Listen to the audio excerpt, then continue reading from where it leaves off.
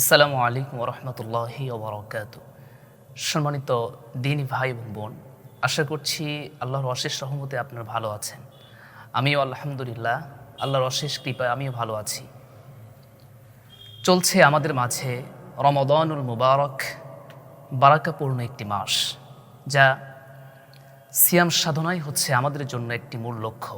আমাদের কষ্টে থাকা এই রোজাগুলো যদি আল্লাহ রাব্বুল আলামিন যদি কবুল করে নেন, তখনই আমাদের এই রোজা থাকা আমাদের জন্য সার্থকতা বয়ে নিয়ে আসবে ইনশাআল্লাহ। কিন্তু কিছু কিছু রোজাদারের রোজাগুলো আল্লাহ তাআলা কবুল করবেন না, তাদের না খেয়ে থাকাটাই হচ্ছে বৃথা। যদি আমরা আমাদের রোজাকে ফলপ্রসূ করতে চাই, অবশ্যই আমাদের 7টি শর্ত মেনে রোজাকে আমাদেরকে প্রাধান্য দিতে হবে। তার ভিতরে প্রথম নাম্বার যেই গুণ বা আমাদের শর্ত থাকতে হবে সেটি হচ্ছে নিয়ত। রাসূল সাল্লাল্লাহু আলাইহি ওয়াসাল্লাম বলছেন, ইন্নামাল আমালু বিন্নিয়াত ওয়া ইন্নামা লিকুল্লি ইমরিইন মা নাওয়া। প্রত্যেকটা কাজ নিয়তের উপর নির্ভরশীল। মানুষ ততটুকুই সে ফল পাবে যতটুকু তার নিয়তের উপরে সে অবিচল ছিল। নিয়তকে আমাদের পরিশুদ্ধ করতে হবে। যেমন রাসূল সাল্লাল্লাহু আলাইহি ওয়াসাল্লাম, বুখারীর প্রথম রিওয়ায়াত হচ্ছে, ইন্নামাল আমালু বিন্নিয়াত ওয়া ইন্নামা লিকুল্লি ইমরিইন মা নাওয়া। রাসূল সাল্লাল্লাহু আলাইহি ওয়াসাল্লাম বলছেন, প্রতিটা কাজ নিয়তের উপরে নির্ভরশীল, আর বান্দা ততটুকুই ফল সে সম্পাদিত করতে পারবে যতটুকু তার নিয়ত ছিল। এজন্য আমরা নিয়ত যদি পরিশুদ্ধ করি, একমাত্র শুধুমাত্র কেবলমাত্র যদি আল্লাহর জন্য আমরা রোজাকে আমরা করতে পারি, রোজা রাখতে পারি, তাহলে আল্লাহ তাআলা আমাদের রোজাকে মঞ্জুর করবেন ইনশাআল্লাহ।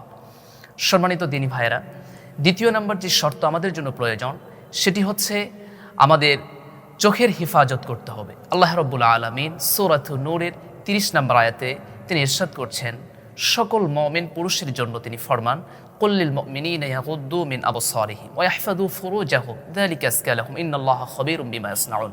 অপরদিকে যেমন তিনি পুরুষদের জন্য একই নসিহা করেছেন, অপরদিকে আবার মহিলাদের জন্য বা নারীদের জন্য তিনি একই ফর্মালিটি বা একই নির্দেশ তিনি দিয়েছেন। আল্লাহ তাআলা বলছেন, ওয়াকুল্লিল মুমিনাতি ইয়াগুদ্দুনা মিন আবসারিহিন্না।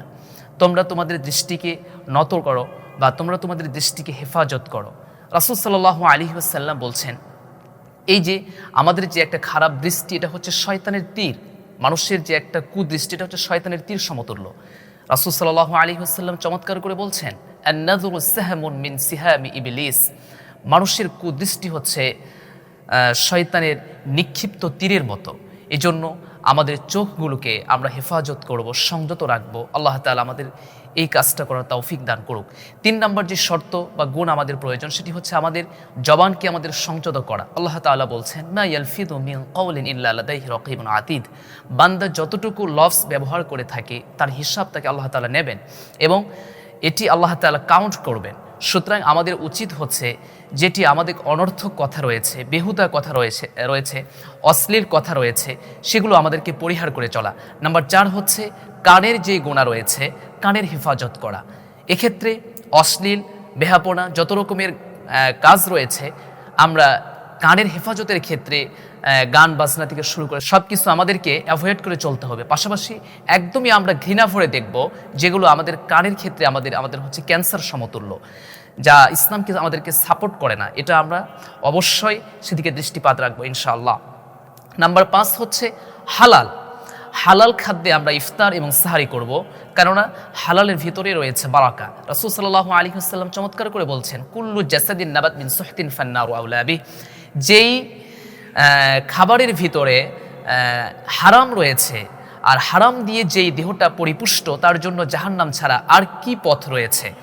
সম্মানিত দিনী ভাইয়েরা, তাহলে 5 নম্বরে আমরা জেনে নিলাম হারামকে আমাদেরকে বর্জন করতে হবে, হালাল যে প্রক্রিয়া রয়েছে এটা আমাদেরকে ধরতে হবে।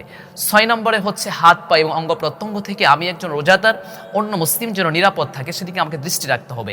নাম্বার 7 হচ্ছে রোজা সমাপ্তি হবার পরে যে রোজাটা কবুল হচ্ছে কিনা এই ব্যাপারে আমাদেরকে ভয় এবং আশা দুটোই থাকতে হবে। যদি আমরা 7টি দিক যদি আমরা বিবেচনা করে আমরা যদি রোজা থাকি, তাহলে আশা করা যায় আল্লাহ তাআলা আমাদের রোজাগুলোকে কবুল করবেন। আমরা সামারাইজ করে আরেকবার একটু শুনে নেই। প্রথমটা হচ্ছে আমরা আমাদের নিয়তকে পরিশুদ্ধ করব, 1 নাম্বার।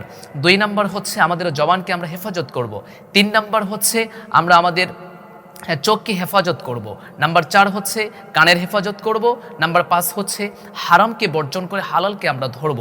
6 নাম্বার হচ্ছে হাত পা থেকে সংগঠিত যত রকমের পাপ রয়েছে আমার দ্বারা যেন সংগঠিত না হয়, একজন রোজাদার হিসাবে সেদিকে আমি দৃষ্টি নিক্ষেপ করব। 7 নাম্বার হচ্ছে রোজা সমাপ্তির পরে আমরা অবশ্যই আশা এবং ভয় দুটিই রেখে আল্লাহর কাছে আমরা চাইব আল্লাহ তাআলা যেন আমাদের রোজাকে মঞ্জুর করেন। আল্লাহ রাব্বুল আলামিন এই 7টি শর্ত যদি আমরা পরিপূর্ণ মুমিন হিসেবে যদি আমরা আমাদের লাইফে আমাদের রোজার ভিতরে যদি আমরা প্রয়োগ করে থাকি, আশা করা যায় আল্লাহ তাআলা আমাদের রোজাকে মঞ্জুর করবেন ইনশাআল্লাহ। আল্লাহ তাআলা এই 7টি গুণ অর্জন করে রোজা থাকা আমাদেরকে তৌফিক দান করুক। আসসালামু আলাইকুম ওয়া রাহমাতুল্লাহ।